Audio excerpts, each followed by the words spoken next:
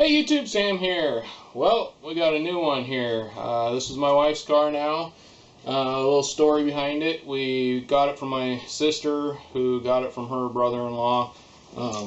So there's the story, kind of a background. We kind of know the history of this car. I'm not sure if they bought it brand new or if they bought it from somebody used. I don't know past that.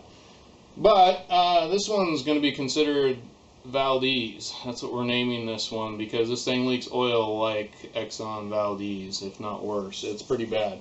But I knew that going into buying the car. So no big whoop. But the first thing I did is, I know this thing has had the synthetic oil its whole life. And I kind of read up on that, and that can, they say it doesn't cause oil leaks, but I started using synthetic in my truck, the high mileage synthetic stuff, and I use castor oil, and I really like castor oil products, and my truck started leaking, so I went back to conventional, and it's not near as bad of a leak. So from that experience, I threw some regular conventional oil in this thing, and I know there's going to be people hollering, oh, you can't just throw conventional oil in with synthetic. Do your own homework on it. That's where I say I'm not responsible if you do anything I do. If you blow up your car, that's your problem. You need to do your own research. And if you don't like the way I'm doing it, don't do it.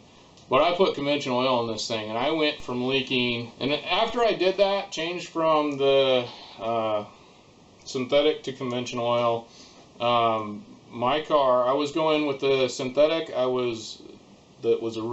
I bought the car, this thing was leaking about 1.5 quarts every week. When I put the conventional in it, and I didn't change the oil, I just put conventional oil in as it was leaking out. So I mean, this thing's probably had 3 oil changes since I owned it, but that's neither here nor there. But I started putting just conventional oil in it. I know people are going to holler and say you can't do that. You do your own research. I'm not responsible. You do anything I do. If you don't like the way I'm doing it, don't do it. So beyond that, I did research, and from all the research I've done with the products I'm using, it's perfectly fine to throw conventional oil in with the synthetic. But that's my personal opinion. Beyond that, anyway, so I started putting the conventional in here, and I was going through about 1 quart, or a little less than 1 quart, probably, what, 2/3? Is that the right? I hate measurements. I can never remember that. 2/3 of 1 quart a week. Now it's gone back up to about 1 quart a week. A little bit less still. It depends on the driving we do. It does seem to leak as it's driving. So I put this in here yesterday afternoon, and it now is, I don't know, around 10 o'clock this morning, and it's leaked that much oil since then. So it's definitely, I'm gonna have to do something about it. But I will say, changing from synthetic to conventional oil did make the leak go down quite dramatically. And the other problem with this car, now this wasn't happening before she sold it to me, but there is a sensor in here that allows the fan to kick on and off as a thermal sensor of some sort. I don't know the technical name. When I do the video on it, I'll tell you what the box says. But anyways, we noticed on the way home from IKEA, we got caught in a 5 or 6 hour traffic jam. I don't know, it was ridiculous. But anyway, large traffic jam, longest one I've ever been in. Anyway, and it started heating up. So, you know, I'm old school guy, turn on the heater and keep it going, and we made it home and didn't heat up too awful bad.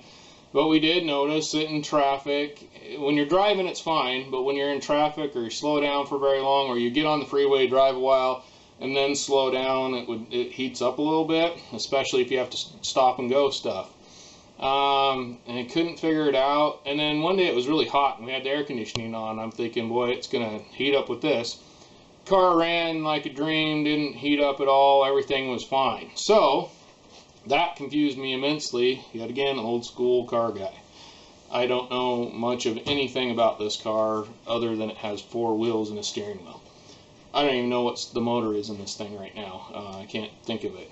Anyhow, beyond that point, so I'm trying to figure things out. Well, it got cool, so then we turn the air conditioning off and bam, it starts heating up. So we turned the air conditioning back on and got home, and I did some research on it, and from the research I found that there is a switch in this that when you turn the air conditioning on, it automatically starts that second fan. The one fan works, but the second one doesn't ever come on unless the air conditioning is on or this switch that I'm going to replace is working, which it must not be. I'm hoping this is the problem.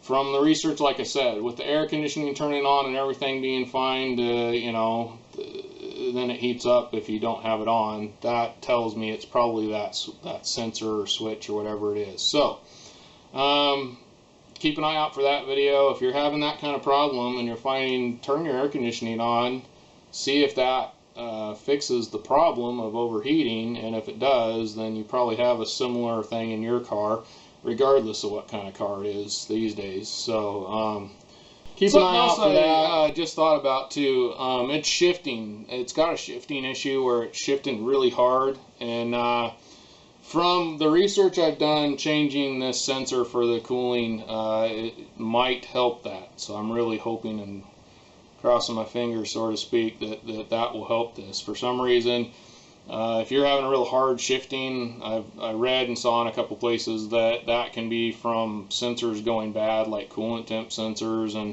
and thermal sensors and different, I don't know, there was a few different sensors that they talked about, both that I read and heard. So whether or not that'll help you, I don't know, but if you're having that kind of problem, you might want to check that video out as well. I did an air filter in this already, so I'll probably be putting that one up here probably first because I've already done that one. And there's a few cosmetic things and a few other things I need to do on this that I want to fix, because there's got some paint issues. And on the way home from my IKEA, somebody decided in a parking lot to run into the back of my pretty much perfect body. There's one dent in this car, one tiny little dent when we bought it, and now it's got a dent. So anyway, whoever did that, it was a douchebag. People that just run into cars and don't leave notes, you're a douchebag. Beyond that, there's the introduction to this car. It's probably gone on too long as it is, so keep eye out for these kind of videos. If you have an 01 or 02 Buick Rendezvous or something like it, there's Pontiacs and Chevy stuff and all kinds of stuff with these kind of motors, I believe. I'm not positive. You'll have to do your own research on that, but regardless, I know there's more than a few badges on this particular car, basically. So alright, this is Sam, Jack of all, Master of none. You all have a good one.